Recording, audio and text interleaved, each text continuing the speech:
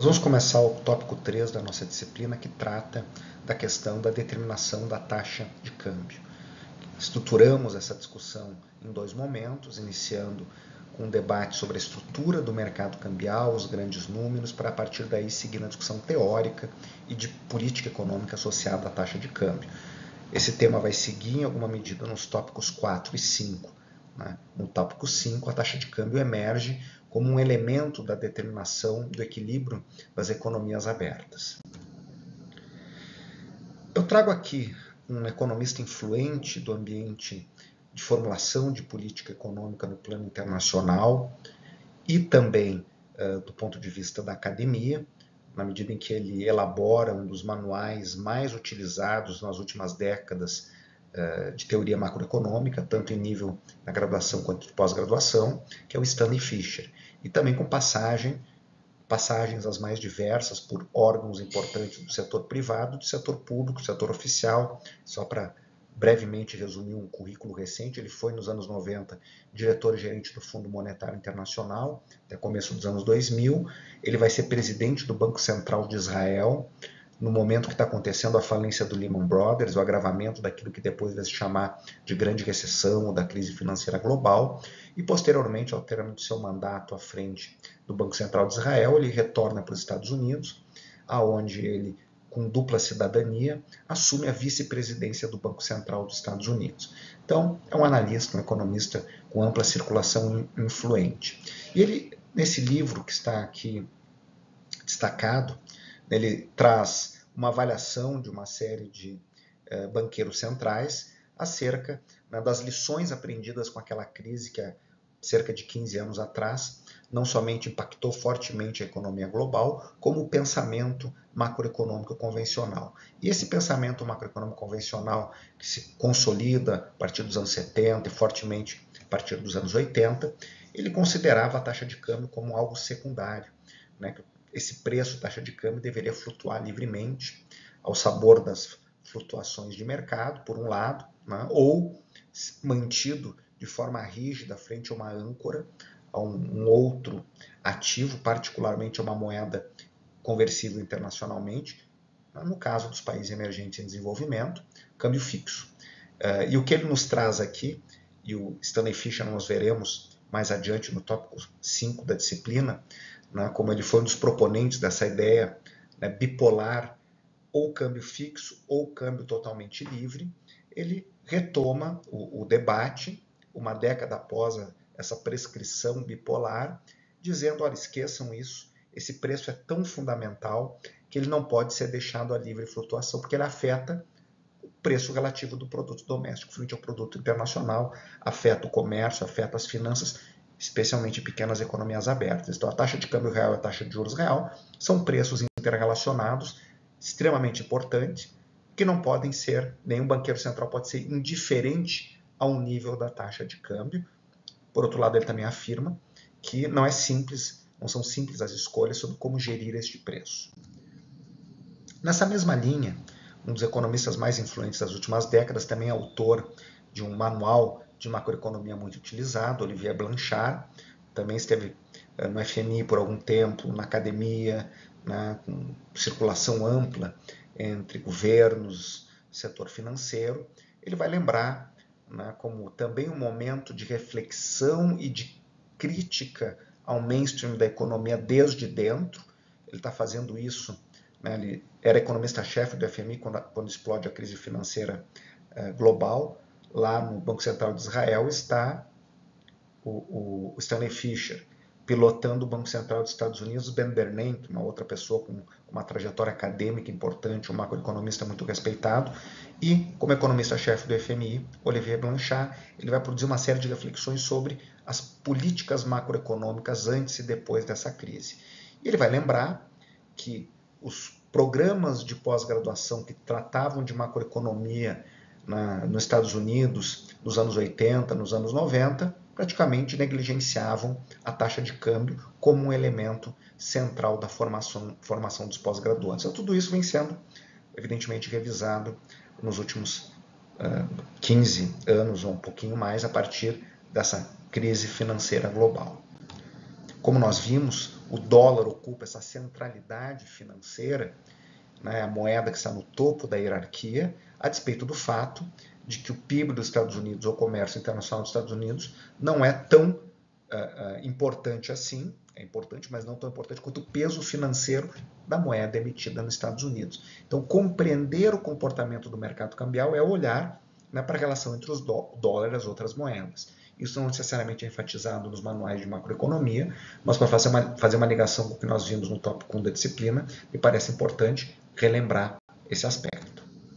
O que nós vamos ver, fundamentalmente, ao longo, né, dessas aulas sobre taxa de câmbio? Vamos começar com os conceitos mais básicos. A taxa de câmbio é um preço de uma moeda frente a outra moeda. Isso se chama de taxa de câmbio nominal, né? Taxa de câmbio bilateral. É o preço que nós enxergamos, R$ 5,20, 30 centavos por dólar no fechamento das operações de um determinado dia, assim sucessivamente com as demais moedas. Quando nós olhamos e pensamos numa ideia de taxa de equilíbrio, qual é a taxa de câmbio que equilibra o sistema econômico? Ou quando nós pensamos em termos de manutenção do poder de compra de uma moeda frente à outra ao longo do tempo, assumindo que isso seria uma espécie de equilíbrio também, nós já estamos entrando no reino de uma construção teórica na qual nós vamos buscar referências empíricas, calculando taxas reais de câmbio, que podem ser bilaterais ou podem ser frente a uma cesta de moedas. Isso é muito utilizado em comércio internacional ou em outras análises, para saber se um país está mais ou menos competitivo, entre muitas aspas, e uma forma de enxergar, se o seu produto está mais ou menos barato frente aos demais produtos, quando refletido em outras moedas. Então, entender a formação desse preço é entender o maior mercado do mundo, que é o mercado de moedas. As suas especificidades, os seus instrumentos, a sua estrutura. Nós vamos passar um pouco por isso, sem, por óbvio, um grande aprofundamento, porque não é disso que se trata nessa disciplina. Na sequência, entender os principais modelos de determinação da taxa de câmbio. Há muitos, mas aqueles que são basilares. E esses modelos basilares dão lustro, são os fundamentos de modelos mais complexos, particularmente a paridade de juros e a paridade de poder de compra. Vamos trabalhar eles e uma visão de um modelo geral de determinação de taxa de câmbio, envolvendo variáveis monetárias e não monetárias. Temos que entender também, mas isso não é a ênfase desse tópico, isso vai aparecer muito mais nos tópicos subsequentes, particularmente no tópico 5, compreender a taxa de câmbio no contexto da gestão macroeconômica e a política cambial nesse contexto, em que a política fiscal e a política monetária como uma ferramenta de estabilização econômica ou de outras políticas, né? E a taxa de câmbio, portanto, funciona como um insumo de outros modelos. Então, entender taxa de câmbio como insumo de modelos de comércio internacional, de modelos de determinação da renda em economias abertas, é parte do que nós vamos estar fazendo, não somente ao longo desse tópico, mas ao longo da disciplina. Indo um pouco para as estatísticas, é interessante observar que a taxa de câmbio é um preço formado no segmento à vista, é influenciado pelos mercados derivativos, nós vamos ver a estrutura do mercado de câmbio na sequência, mas fundamentalmente é o maior mercado do mundo. O giro diário do mercado cambial foi estimado em 2022 como sendo da ordem de 7,5 trilhões de dólares por dia. Isso é muito, isso é pouco, isso é um dia, não é um ano, né? Se nós pegarmos o comércio global, por exemplo, é 30% mais ou menos do PIB global, 30 e poucos trilhões de dólares em um ano. Então, observando, né, essas duas magnitudes, o giro cambial em um dia, em 3 dias, digamos assim, 4 dias, equivale, né, ao comércio global de um ano.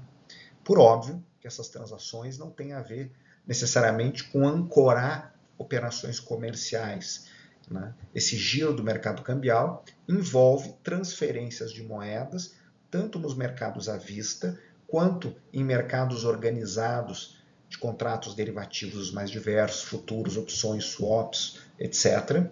Estes contratos predominam, inclusive, a estimativa do Bank for International Settlements, a mais recente, ano que vem nós vamos ter outra pesquisa trienal, é que basicamente 72% do giro desse mercado tem a ver com esses contratos derivativos.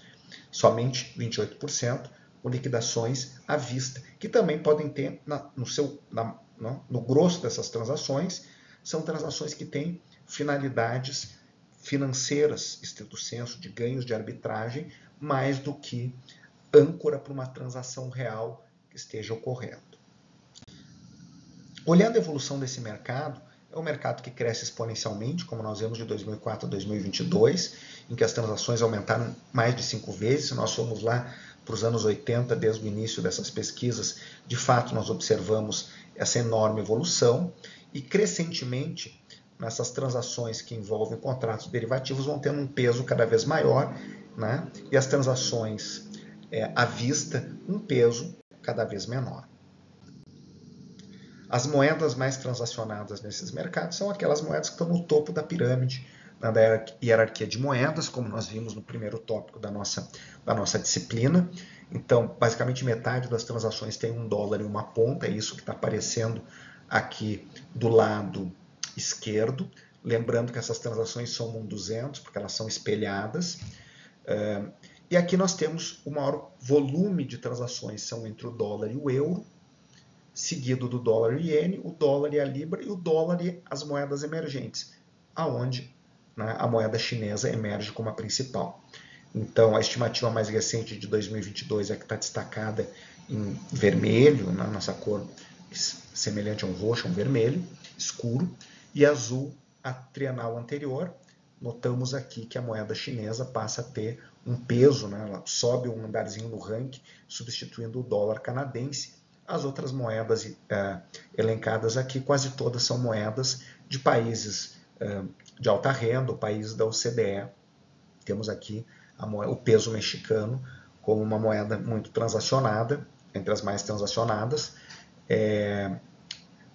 com respeito ao dólar, né, porque tem algumas pares de moedas aqui que envolvem o euro com outras moedas. Isso vai aparecer no final desse ranking aqui, pegando digamos assim, as quase que 15 principais transações é o dólar e alguma outra moeda. Na sequência, lá no finalzinho vai aparecendo o euro e a libra esterlina, o euro e o iene, o euro e o franco suíço. Então é um mercado muito concentrado em poucas moedas, as moedas das economias de alta renda e particularmente o dólar, que basicamente metade desse mercado, o dólar está em uma das pontas.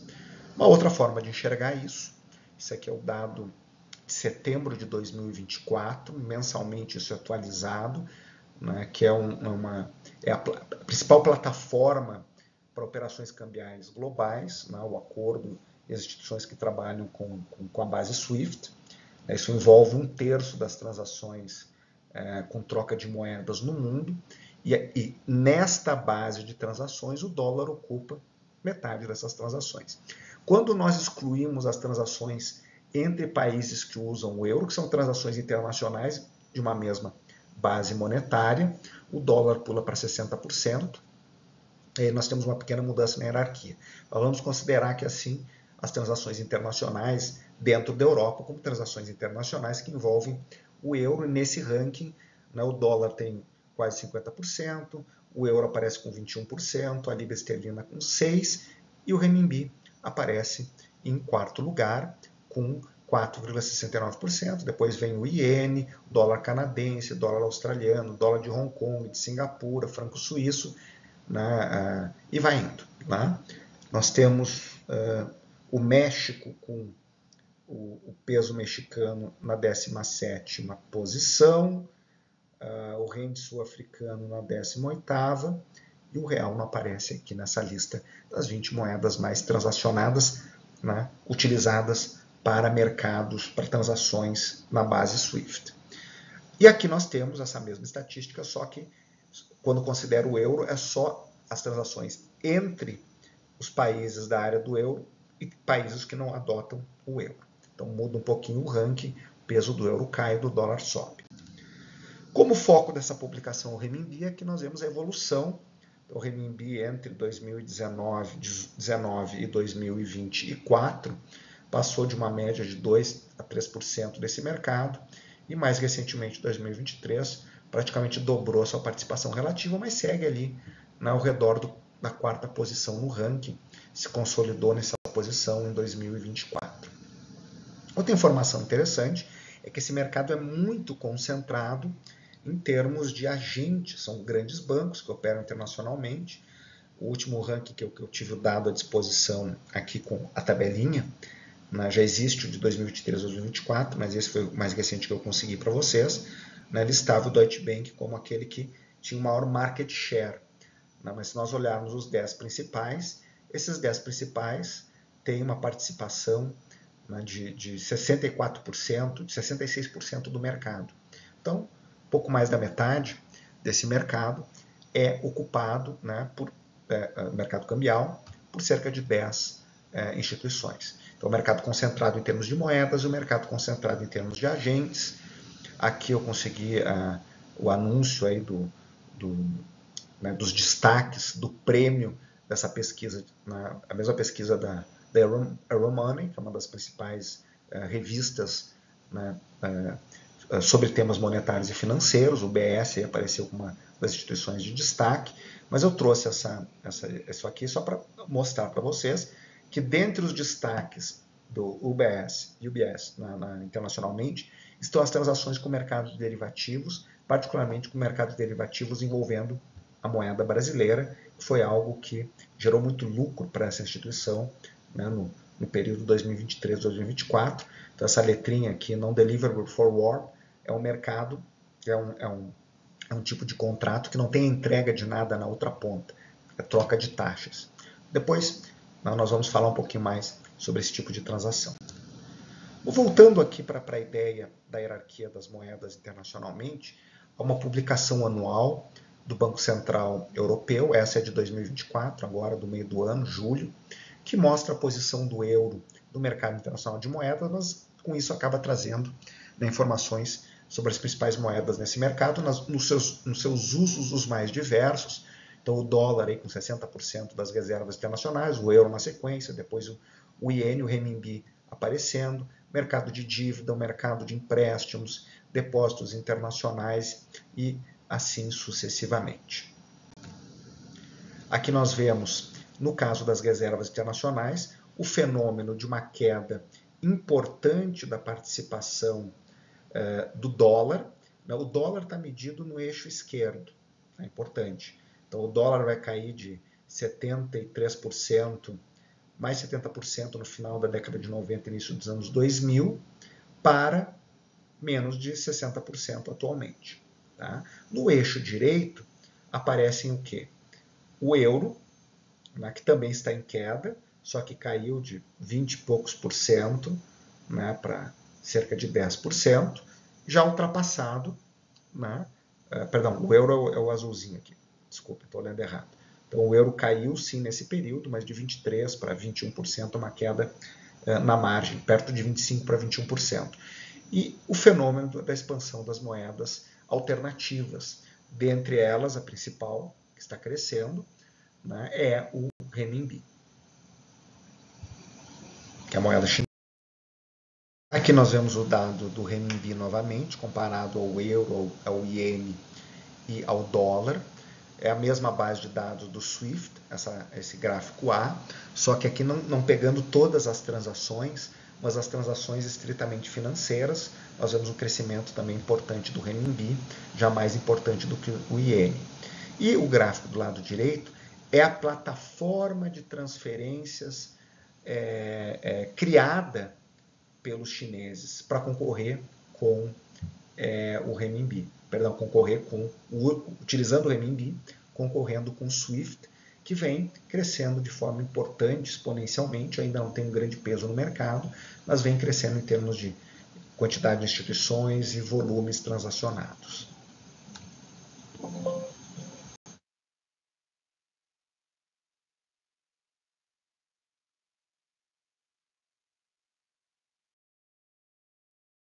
Enfim, é importante lembrar que esse mercado é extremamente sujeito a manipulações, com poucos agentes.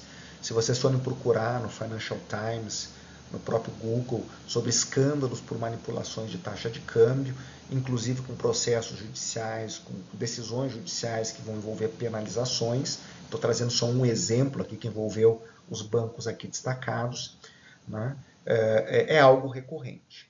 né, porque os ganhos envolvem um volume grande de negociações e pequenas margens. Então, tem informações e trocas de informações, o que em geral é legal, ajuda em obter ganhos importantes aqui. Quando esses ganhos são detectados pelas autoridades reguladoras, isso gera algum tipo de sanção, de punição, mas só que os agentes seguem operando e inventando novas estratégias de rentabilização. Então, assim nós terminamos essa primeira parte da nossa aula. Vamos seguir detalhando mais como é a estrutura dos mercados cambiais.